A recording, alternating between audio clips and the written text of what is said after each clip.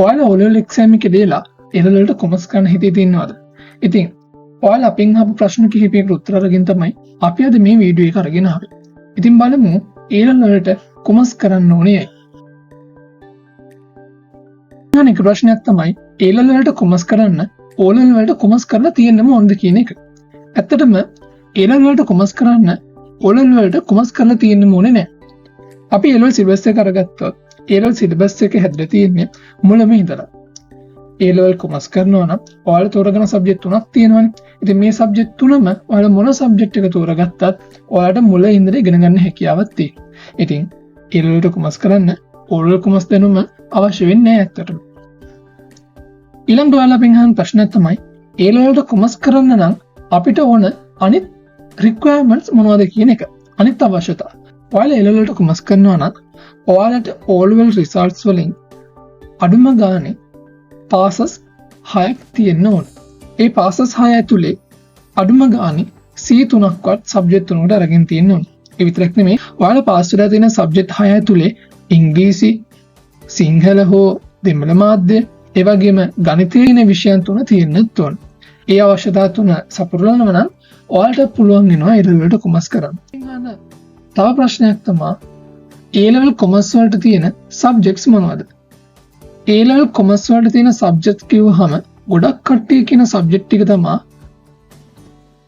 Econ, BS, Accounting, ආර්ථික විද්‍යාව, ව්‍යාපාර අධ්‍යයනය සහ ගිණුම්කරණය කියන subject තුන කියලා. ඇත්තට මේ subject තුන තමයි ප්‍රධානම subject තුන වෙන්නේ. හැබැයි ඔයාලට මේ තුනට අමතරව A level වලට කොමර්ස් ස්ට්‍රීම් එකෙන් තෝරගන්න තවත් සබ්ජෙක්ට් කිහිපයක් තියෙනවා.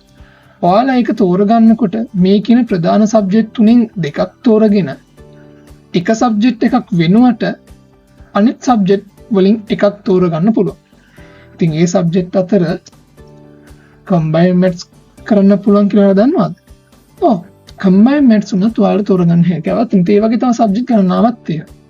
ගොඩක් කට්ටිය දන්නවා ICT පුළුවන් කියලා. ඒ වගේම බිස්නස් ස්ටැටිස්ටික්, ඒ කියන්නේ ව්‍යාපාර සංඛ්‍යානීය කියන සබ්ජෙක්ට් එක. ඊට අමතරව තව ලැන්ග්වේජස් තියෙනවා. මේ වගේ විෂයන් කිහිපයක්ම තියෙනවා ඔයාලට A level වලට තෝරගන්න පුළුවන් මේ ප්‍රධාන සබ්ජෙක්ට් තුනට අමතරව. ඉතින් ඒ සබ්ජෙක්ට් ගැන මම ඉස්සරහදී මතක් කරන්න වෙනම වීඩියෝ එකක් කරගෙන ඇවිල්ලා ඔයාලට තියෙන අනිත් ප්‍රශ්නත් එක්කම මම තව වීඩියෝ එකක් ඉක්මනටම අරගෙන එන්න. ඊළඟ එක කොමර්ස් වලට තියෙන ජොබ්ස් මොනවද? ඉතින් ඇත්තටම අපි A level වලට තියෙන සබ්ජෙක්ට් ටික අරගත්තාම ඒ සබ්ජෙක්ට් වලින් වැඩිපුරම ජොබ්ස් තියෙන්නේ කොමර්ස් වලට කිව්වත් ඒකත් හරි. මොකද කොමර්ස් කියන සබ්ජෙක්ට් එක ගොඩාක් ලොකු විෂය පතයක් ආවරණය කරනවා. ඉතින් ඔයාලට accounting related jobs, ඒ වගේම මානව සම්පත් කළමනාකරණය, අලෙවිකරණය, ඒ වගේ ලොකු විෂය පතයක් ආවරණය වෙන හින්දා ඔයාලට jobs ගැන බය වෙන දෙයක් නැහැ. ඉතින් ඔයාලා ඉහළට යනවා නම් ගණක අධිකාරීවරයෙක්, ව්‍යාපාරයක CEO කෙනෙක්, ඒ වගේ ලොකු ඉලක්කයකට යන්න ඔයාලට කොමර්ස් වලින් හැකියාවක් ලැබෙනවා. තව ප්‍රශ්නයක් තමයි කොමර්ස් වලට තියෙන ප්‍රොෆෙෂනල් ක්වොලිෆිකේෂන්ස් මොනවද කියන එක. ඉතින් ප්‍රොෆෙෂනල් ක්වොලිෆිකේෂන් ගැන කතා කරනවා නම් chartered accountant, CIMA, ACCA, SLIM මේ වගේ ප්‍රොෆෙෂනල් ක්වොලිෆිකේෂන් ගණනාවක් තියෙනවා ඔයාලට තෝරගන්න පුළුවන්. ඉතින් ඔයාලා A level වලට කොමර්ස් කරලා කැම්පස් වෙන්න හැකියාවක් නැති වුණත් ඔයාලට මේ ප්‍රොෆෙෂනල් ක්වොලිෆිකේෂන් එකක් කළොත් ඔයාලට ඔයාලගේ ඉදිරි වෘත්තීය ජීවිතයේ ඉතාමත් හොඳින් සාර්ථක කරගන්න හැකියාවක් තියෙනවා. ඉතින් ඒ නිසා බය වෙන්න දෙයක් නැහැ. ඔයාලා කොමර්ස් කරලා ඔයාලා මහන්සි වෙනවා නම් ඔයාලට ඉස්සරහට වෘත්තීය ජීවිතය සාර්ථක කරගන්න පුළුවන්. ඉතින් මේ තමයි මම මේ වීඩියෝ එකෙන් කතා කරන ප්‍රශ්න ටික. ඉතින් ඔයාලට මීට අමතරව මේ ගැන තවත් දැනගන්න ඕන නම් සහ වෙනත් ප්‍රශ්න තියෙනවා නම් කමෙන්ට් සෙක්ෂන් එකේ දාන්න.